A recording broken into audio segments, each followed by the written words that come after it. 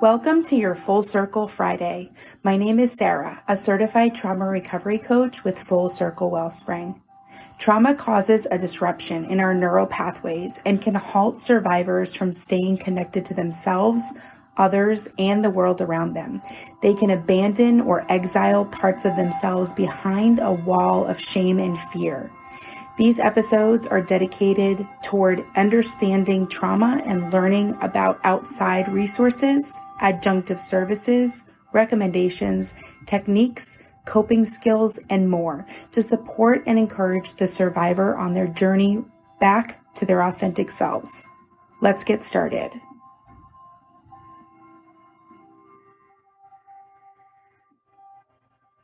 Today's topic is senses.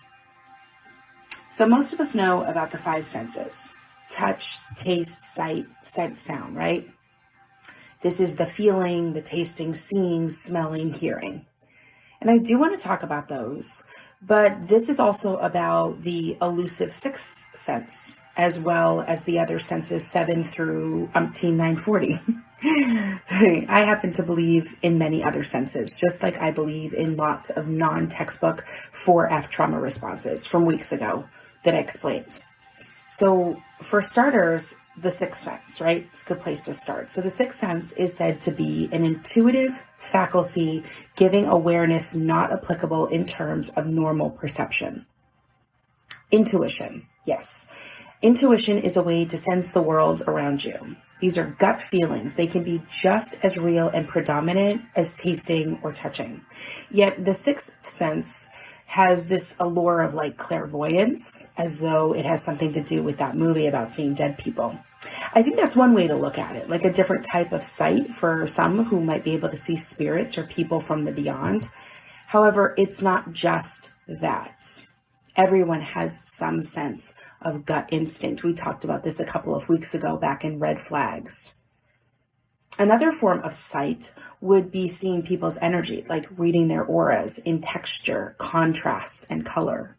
Some people have a sense where they can feel vibrations from other living beings just as easy as most of us can smell a flower. There's room here to even talk about empaths who don't just sense someone's emotions, but they take the emotions on themselves. Empaths also get a real paranormal kind of tag on them as well, as though they're doing something extraterrestrial, but instead they're just doing something extraordinary. I believe we all have the capacity to see with our intuition in some way or another. There's just people that have it more tapped into source of knowing, where they're sensing things in a stronger, more vibrant way. While ordinary people would walk into a room and feel a sense of energy if everyone seems happy and chatty, right? You can sense that. And then there are some who walk into a room and they see colors flying around a person's energy bubble, and they can just see more detail about the room's overall feel. That's a sense. For trauma survivors, most of us have this learned alertness to read other humans' temperatures, so to speak, by gauging moods, recognizing microfacial expressions, and noticing changes in vocal tone. While this may seem like a gift, it can actually be an exhausting trauma response called hypervigilance. For some, studying body language and learning how humans interact is fun and fascinating, and for trauma survivors, this may be something we don't even recognize we do. Yet all the while, the stress of hypervigilance can be taking a toll on our body as we wonder why we're so drained. Still yet, it is another sense that we've developed, and although it came from a place of fear and angst, it is a sense nonetheless. Some people have a very strong connection to their inner body. This is something that I would consider a type of sensing as well. Trauma survivors, as we know, can be quite disconnected from their body and lack those sensational feelings, which make it hard to read their own hunger meters or fatigue gauge. Yes, even the ones who are very strong at reading a whole room might not be able to read their own leg sensations. Another way we sense the outside world is via emotions. Emotions themselves are the reaction to the raw data of the world around you. Emotions are produced unconsciously and act like sensory receptors to the outside world. It's a way of expressing a sensory moment long before your cognitive brain can put it into words. This is an invisible connection between the stimuli and your emotional response. We know that often trauma survivors can also be very disconnected from their emotions. For some, it was a way to shut down the brain's hormonal response to the trauma and abuse around them. So while it may seem like it's not a big deal just because, quote, everybody has emotions, the ability to sense your emotions, allow them, and feel safe with them is actually a superpower. A lot of work that survivors do is energy spent on trying to reconnect to their emotional sensory parts. With all this said, this is just a handful of examples of senses beyond the dominant 5. I'd like to offer you a resource that can go with you wherever you are and whenever you need. You may have heard of this before, but I'm going to lay it out for those who haven't, and then I'm going to add on to it if you want to level up in your healing journey. So there's a coping technique. We call it 5, 4, 3, 2, 1. This is used for grounding when you're feeling dissociated, overwhelmed, flooded, triggered, or if you're in the middle of an anxiety or panic attack.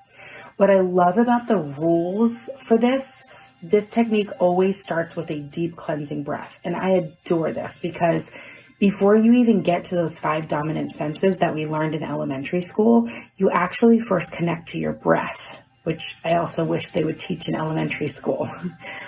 Inhale and exhale should be the first 2 senses, in my opinion. They are the receptors to the outside world on the in-breath and then the inside world on the out-breath.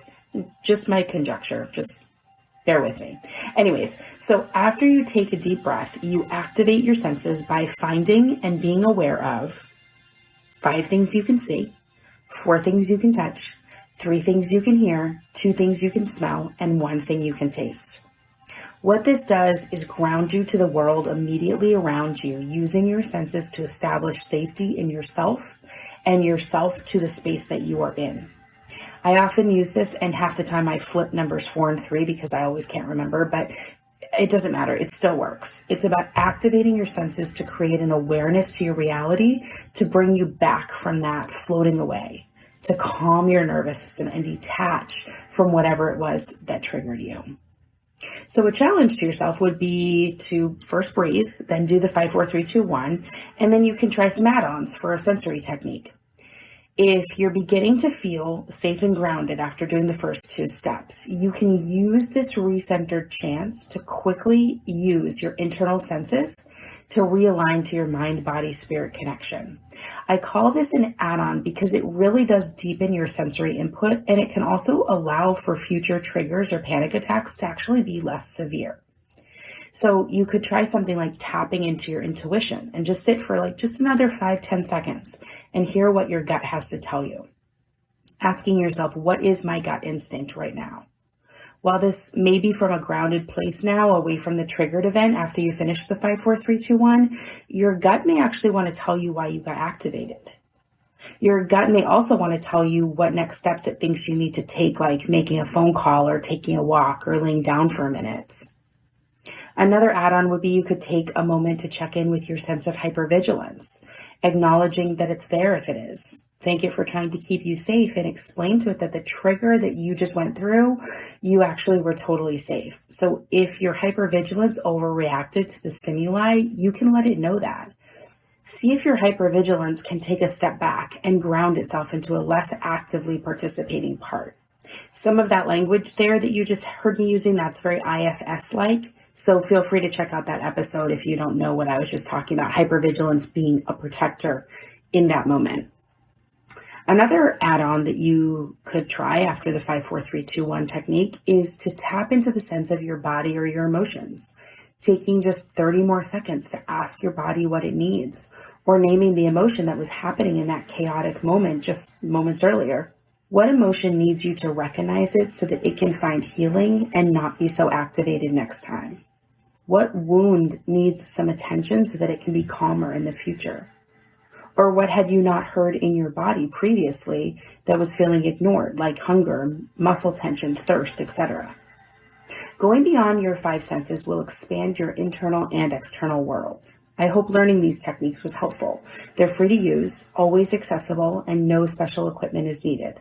This is now a resource for you to use whenever you need it. If you have questions or comments about this episode, feel free to reach out to me directly. And if you think you're ready to learn some more coping skills in your healing journey, schedule a free consult today to see if coaching is right for you. I look forward to hearing from you. Thank you for joining me for today's episode of Trauma Survivorhood. This has been written and created by your host, Sara, a trauma recovery coach. For more info about me, trauma recovery resources, or to check out our support groups, classes, free survivor circles, private coaching, and more, visit www.fullcirclewellspring.com. Schedule a complimentary 20-minute discovery call to see if coaching is right for you. For the latest info on schedules and updates, follow us on Facebook at Full Circle Wellspring. All other media, social links, blogs, and show notes are posted in the episode guide below. Until next time, be well, survivors.